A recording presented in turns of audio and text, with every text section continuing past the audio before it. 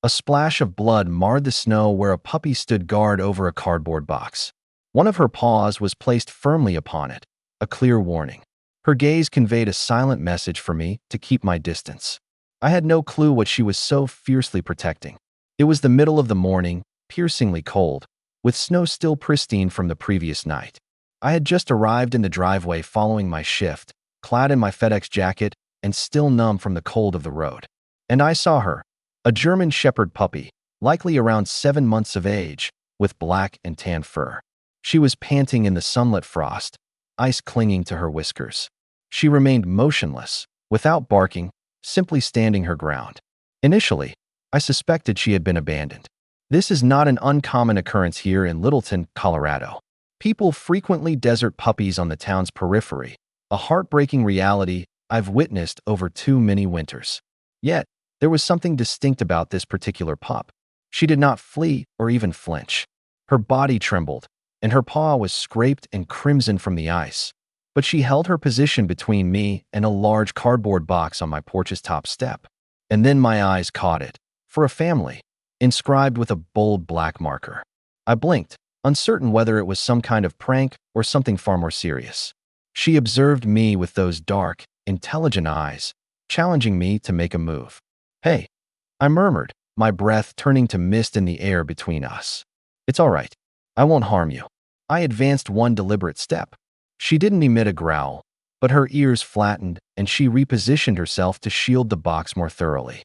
It was then that I spotted the blood on her hind leg, dried into streaks in her fur. It didn't look like a direct injury, but more as if she had hauled something sharp for miles. Her coat was matted in several areas, and her ribs were faintly visible. She had endured an ordeal. My name is John, and I have not allowed anyone or anything into this home since I laid my daughter to rest 2 winters prior. But as I stood there, watching this puppy defend a box as if it were the most precious thing on earth, a barrier within me broke. I knelt down on one knee. She grew tense, but stayed put. "I just want to look inside," I said, my voice trembling more than I would have liked. "Okay." I extended my hand slowly, aiming not for her, but for the box. She permitted it, just barely, her nose remaining only inches from my hand throughout. The cardboard was rigid with ice, and one side drooped from the dampness. I pried it open a mere inch, and that's when I detected it. A faint whimper. No, it was 3 quiet, quick breaths, one of which was almost inaudible. I lifted the flap further, and my heart seized. 3 newborn puppies, no more than a month old, lay with their eyes sealed shut, huddled on a rag that was soaked and frozen solid at the bottom. One trembled so violently it seemed he was having a seizure. Another was alarmingly still. I held my breath, not daring to blink. She moved nearer, resting her chin on the box's edge. Her body quivered with each breath. She seemed exhausted, but she did not abandon them. Her eyes remained fixed on me. This German Shepherd puppy hadn't just endured something terrible. She had transported her family directly to my doorstep. And now, she was wordlessly pleading for me to help them survive. I carried the box inside without a second thought. The flap was barely intact, and the bottom was beginning to give way. I fetched a towel from the hall closet, laid it near the fireplace, and gently placed the box upon it. The instant the box touched the floor, the German Shepherd puppy, whom I would later name Lexa, slipped through the partially open door and settled herself right next to it. She didn't wait for an invitation. She just followed. The room's warmth enveloped her like a solid presence. She hesitated, shivered, and blinked slowly before collapsing beside the box, as though her body could not support her for another moment. I knelt by the fire and carefully peeled the sodden towel from the puppies. They were incredibly small. One could have fit in the palm of my hand. I watched their bellies rise and fall, too rapidly, too shallowly. The run of the litter was not moving. I reached to feel his chest. Lexa growled. It was not a loud or angry sound. It was sheer terror. Her lip quivered and her ears were pinned back, yet she did not bite. She simply laid her paw over his back, shielding him just as she had the box. "I'm not going to harm them," I whispered. "I'm trying to help." Moving more deliberately, I lifted the tiny pup slightly to check for breath. He was alive, feeble, but breathing. I wrapped him in a dry towel and placed him close to the fire. Lexa crawled toward him, dragging her injured leg, and formed a tight crescent shape around all three pups.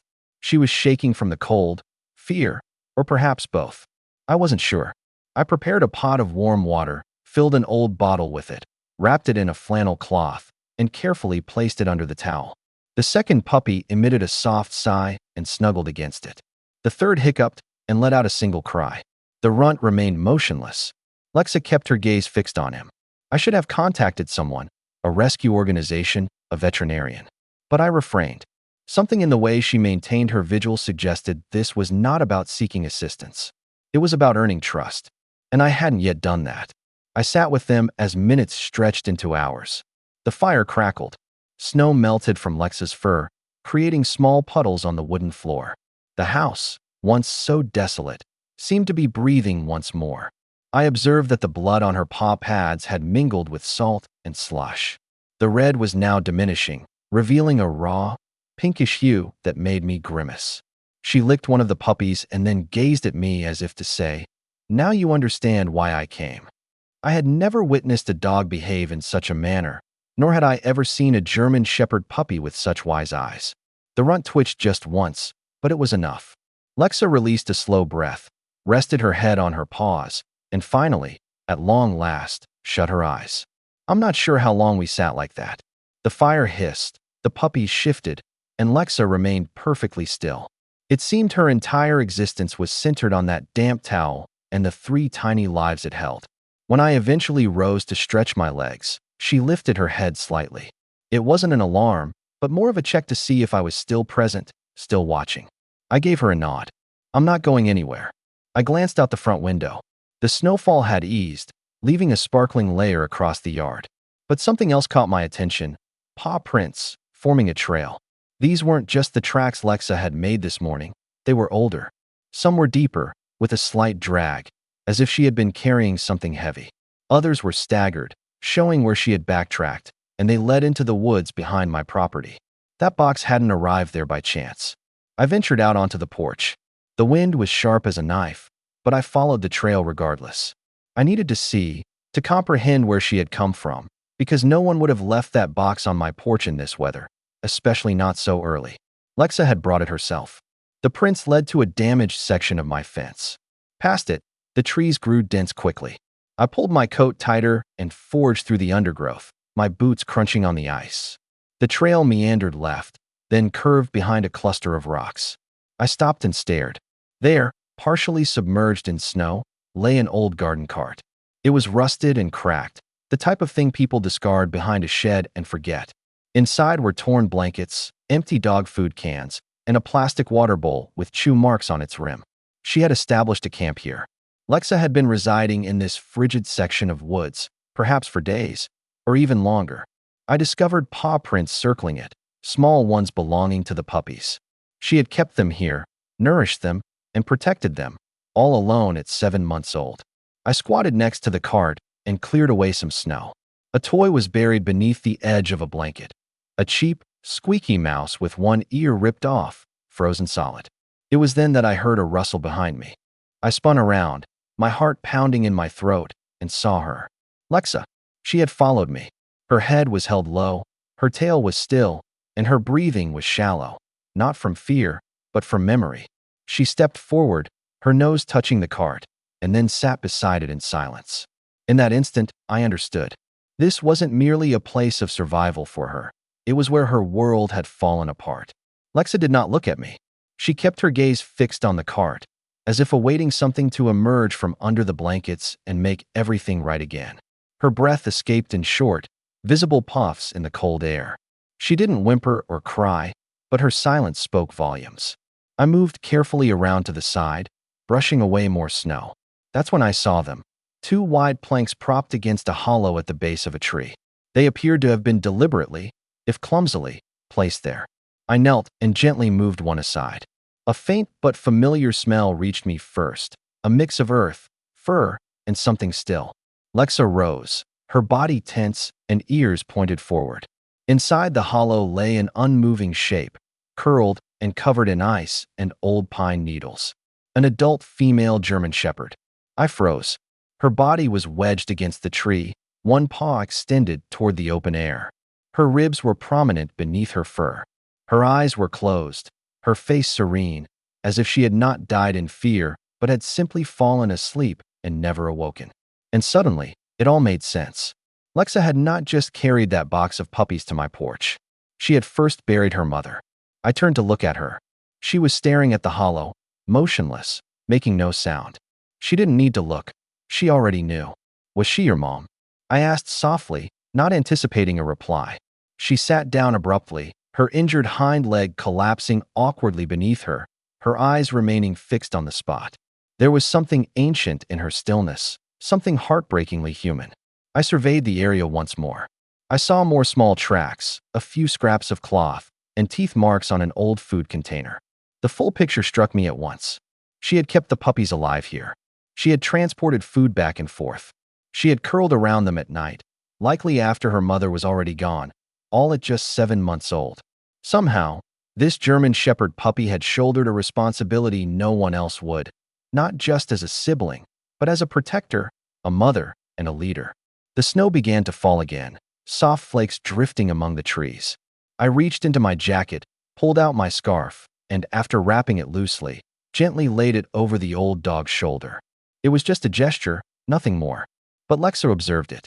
Her ears twitched once, and then she stood. And with that, she turned and walked past me, heading back towards the house. No glance, no sound, just unwavering purpose. I remained there a moment longer, my heart heavy, my boots sinking into the snow. Then, I followed her. By the time we returned to the house, the wind had intensified. Lexa didn't wait for me.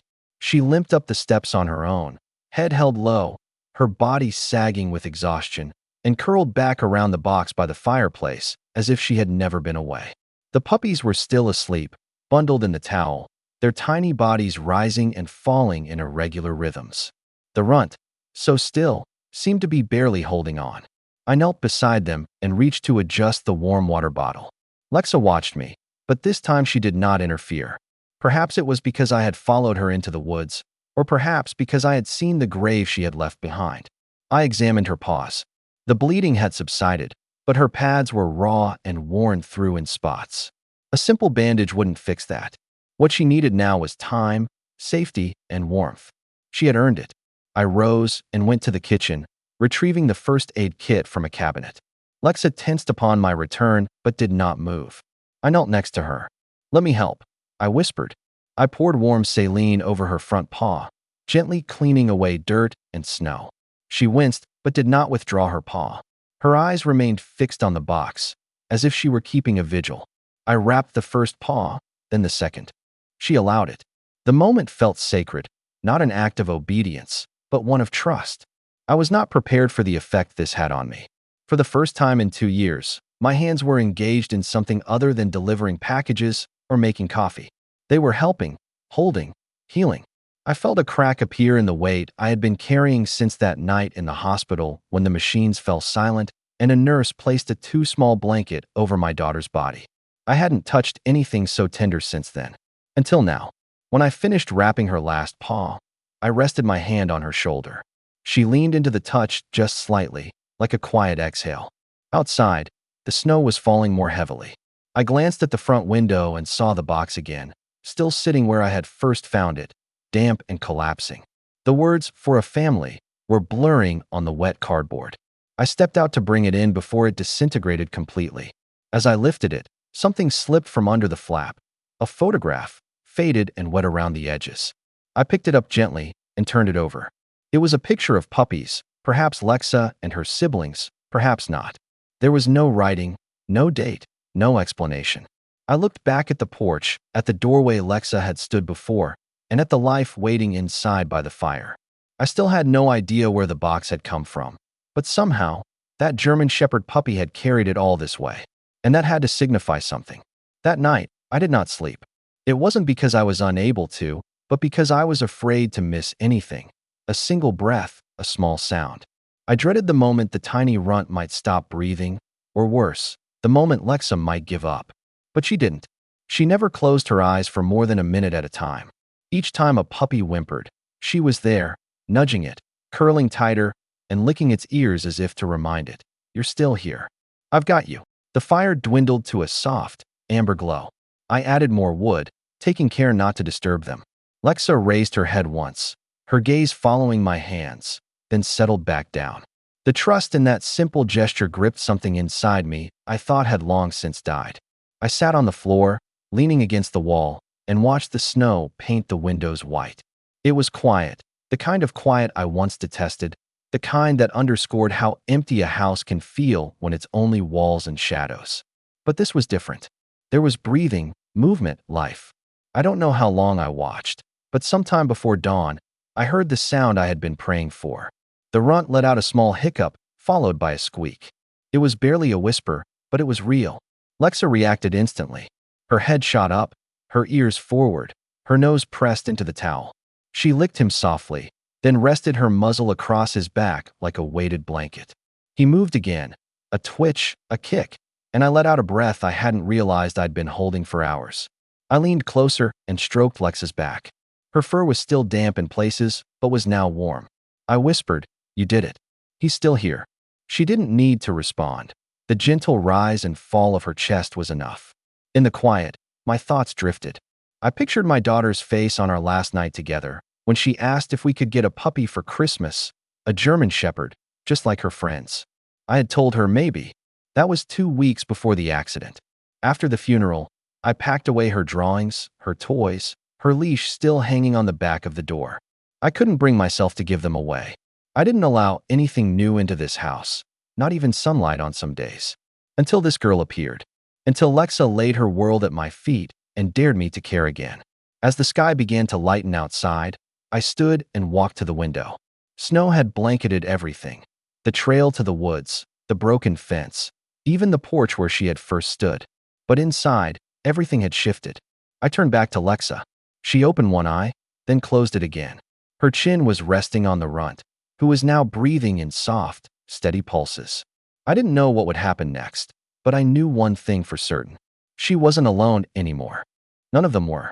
The house felt different that morning, warmer somehow, even though the furnace had not yet started.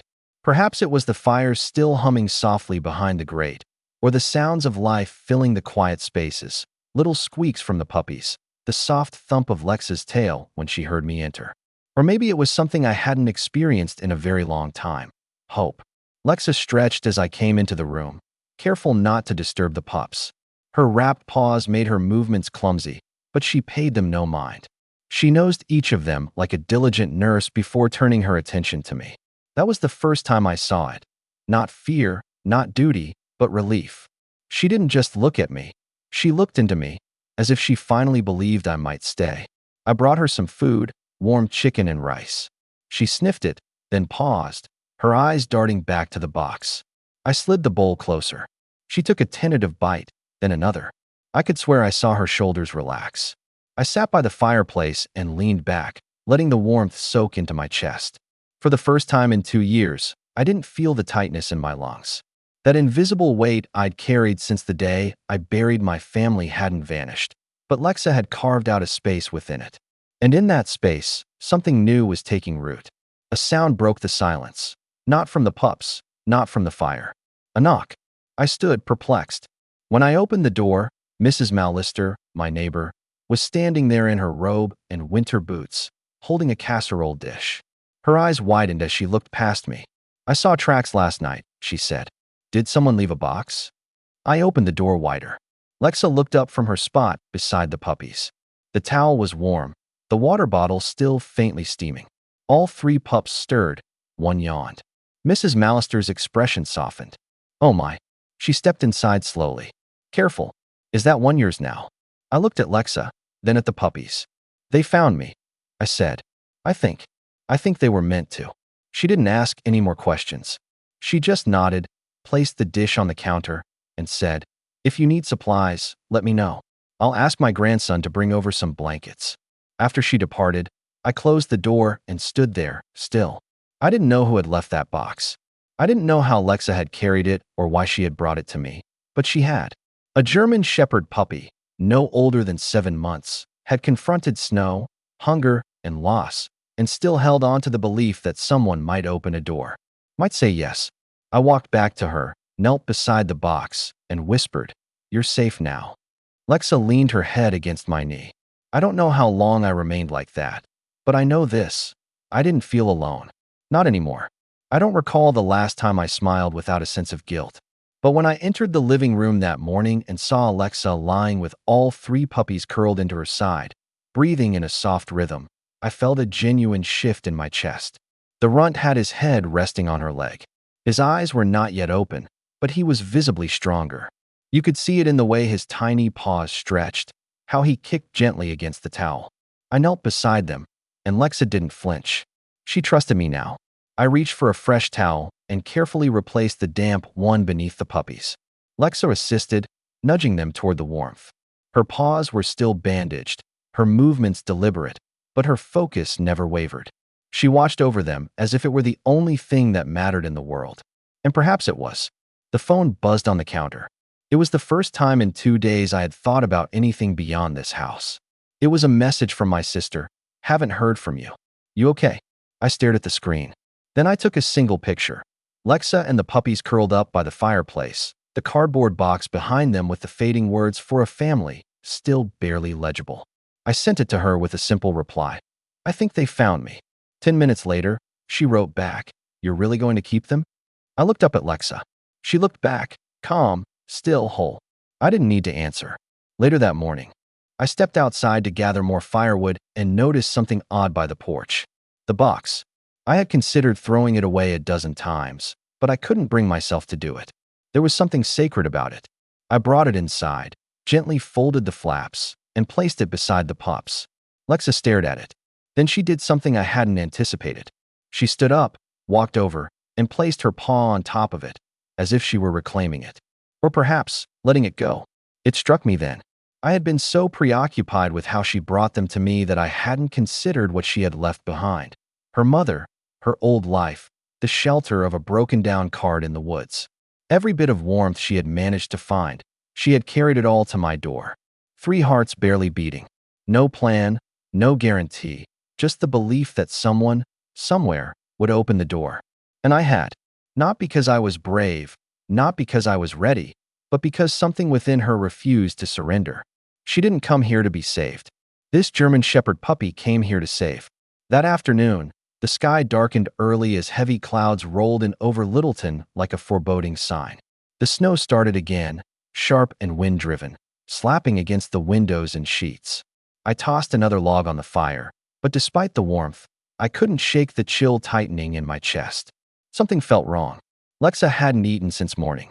She lay curled around the puppies, but her breathing was now shallow and slower than before. Her eyes flickered open and closed, not in sleep, but as if she were struggling to stay conscious. Her nose nudged the runt gently, but her body remained still. I crouched down. "Hey," I said softly. "You okay?" She didn't respond or lift her head.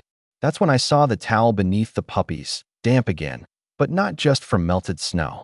There was a smear of pink, and it wasn't from them. It was from her. I pulled the towel back slightly, and my stomach churned. Her leg, the one that had been scraped raw, was worse. The bleeding had resumed, seeping through the bandage. She must have torn it open when she limped after me into the woods. No, no, no, no. Not now. Not after everything. I rushed to the kitchen, yanking open the cabinet for peroxide, fresh wraps, anything. My hands trembled as I worked. Lexa barely reacted when I touched her. She flinched once, and that was all. I rewrapped the leg and elevated it on a folded towel, my heart pounding. I had seen serious infections before. During summers the first worked at a kennel in high school. I remembered how quickly they could escalate, how a minor issue could overwhelm a pup in hours. I checked her gums. They were pale, far too pale. "Stay with me. You hear me," I whispered. She blinked slowly. The puppies stirred beside her, whining as if they sensed something was wrong. The runt crawled blindly toward her neck, nuzzling into the thick fur below her jaw. She lifted her head just enough to touch him with her nose, and then her eyes rolled slightly, losing focus. Panic ignited within me. I grabbed my phone and started dialing. The vet clinic, an emergency line, anyone. A recorded voice answered. "Due to weather conditions, we are operating with limited staff." I hung up. There was no time to wait. I threw on my coat, snatched the car keys, and then froze. I couldn't move her. The puppies, the snow, her wounds. If I picked her up now and drove into town, I would have to leave the puppies behind in a freezing house, alone, for hours. They wouldn't survive without her warmth. But if I stayed and did nothing, she might not make it. Lexa watched me, barely able to keep her eyes open. What was I supposed to do? I looked down at this 7-month-old German Shepherd puppy, battle-worn and breaking, yet still refusing to cry, still curled around her siblings as if it were her final duty on earth. She had done everything to keep them alive. And now, I had to decide how far I was willing to go to save her. I called Mrs. Mallister. My voice was shaking so badly I could barely form the words. She's not doing well, I managed. Lexa, she needs help fast. There was no hesitation. I'll be right over. 5 minutes later, she was standing in my living room in snow boots and a thick coat, her eyes wide as she took in the scene. Lexa, barely conscious. The puppies crawling weakly across the blanket. The fire burning low, my hands stained with peroxide and panic. I can't move them all, I said. But I can take her. Mrs. Mallister nodded, her eyes already filling with tears. You go? I'll stay with the babies. I wrapped Lexa in 2 towels, as gently as if she were made of glass. She whimpered once, a faint sound. Her head lolled against my arm. She was feverish. The infection was spreading rapidly. You hold on, girl, I whispered as I carried her out the door. You didn't come all this way to stop now. Snow slammed sideways into my face as I ran to the truck. The roads were nearly invisible, buried in white. I slammed the door, cranked the heat, and backed out as fast as I could without skidding off the driveway. She lay across the passenger seat, her eyes half closed, her breathing shallow. You stay with me, Lexa, I muttered, my voice catching. You don't get to leave me, too. Every bump in the road felt like an hour. I kept one hand on the wheel and the other on her wrapped leg, applying pressure, trying to stop what I couldn't see. It was a 12-mile drive to the clinic, and each mile felt like a gamble. I sped through a red light without a second thought. The horns blaring behind me were just noise. My focus narrowed to the sound of her breathing, growing slower and slower. No, no, no. Stay here, I begged. You fought too hard for this. Don't you dare go. Her ears twitched. That tiny movement tore something open inside me. I slammed my palm against the dashboard. You saved them, Lexa. You saved all 3 of them. You made it through that storm. You made it through those freezing woods. Don't let this be the end. A soft sound escaped her throat. Not a whimper, not a sound of pain, but something closer to surrender. The clinic lights appeared through the snow, blurry halos in a gray world. I screeched into the parking lot, jumped out, and tore open her door. Help! I shouted before I even reached the entrance. She's fading. I need someone now. A technician burst through the door, with another right behind him carrying a stretcher. I laid her down, my heart racing, my limbs numb. She's a German Shepherd puppy, 7 months old. She's been caring for 3 one-month-old pups. She hasn't slept, hasn't eaten, her leg. Sir, the vet cut in, her voice steady. We've got her. Let us work. They wheeled her away, and I was left in the cold, hands shaking, chest hollowed out, staring at an empty stretcher soaked in blood and melted snow. I didn't care about the storm. I didn't care about anything except the life of the puppy who had saved 3 others and changed mine. I didn't move from that waiting room for hours. My clothes were soaked through, and my boots left melted puddles on the tile floor. My hands wouldn't stop shaking, but none of it mattered. I couldn't stop thinking about her, about how she had stood on my porch, one paw on that box, like a soldier on guard. How she had dragged herself through snow, blood, and cold to bring those puppies to safety. How she had looked at me with those ancient eyes and silently asked, "Will you finish what I started?" Every second that passed felt heavier. Finally, the vet came out, a tall woman with a calm face and snow still clinging to her sleeves. She sat across from me, her hands clasped. "She's stable," she said. I didn't breathe until I heard that word. She was badly dehydrated. The wound on her leg was infected, but we've cleaned it out and started antibiotics. Her body was exhausted, but her vitals are holding. I nodded quickly, too quickly, my throat tight. She's not out of the woods yet, the vet added, but she made it through the worst. I couldn't speak. I just closed my eyes and let the tears fall. She had made it. They allowed me to see her. She was hooked up to fluids, lying on a soft blanket in a heated kennel. Her bandages were clean now, and the mud and dried blood had been gently washed from her coat. She looked smaller like that, not a hero or a fighter, just a puppy, a baby who had carried the weight of the world. I knelt beside her. She blinked slowly. Her eyes met mine, and in them, I saw it. Not pain, not fear, but relief. "You did it," I whispered. "They're okay. You're okay." She blinked once more and closed her eyes, not from weakness, but finally, to rest. I stayed with her until morning. When I got home, the storm had passed. The sky was a pale blue, and the trees were glazed in ice. Inside, Mrs. Mallister had fallen asleep on the couch with a book in her lap. The fireplace glowed warm and steady, and the puppies, they were safe. The runt had climbed halfway out of the towel and was chewing on the edge of a slipper. The others were nestled together as if they had never known anything but comfort. I looked at them, these 3 tiny lives that shouldn't have made it, that Lexa had refused to let go. And I knew that whatever came next, we would face it together. All of us. Sometimes the ones who save us are the ones we never saw coming. Lexa didn't knock. She didn't bark. She just showed up, broken and bleeding, with everything she had left in a cardboard box. In doing so, she didn't just rescue her family.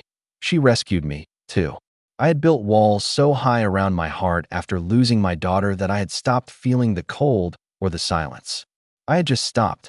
But this German Shepherd puppy, just 7 months old and nearly frozen to death, shattered all of it with nothing more than a look and the choice to believe in someone she had never met.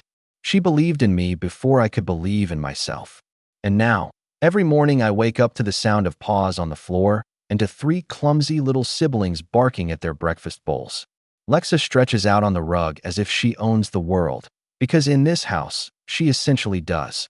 She still watches over them, teaches them, corrects them, and loves them.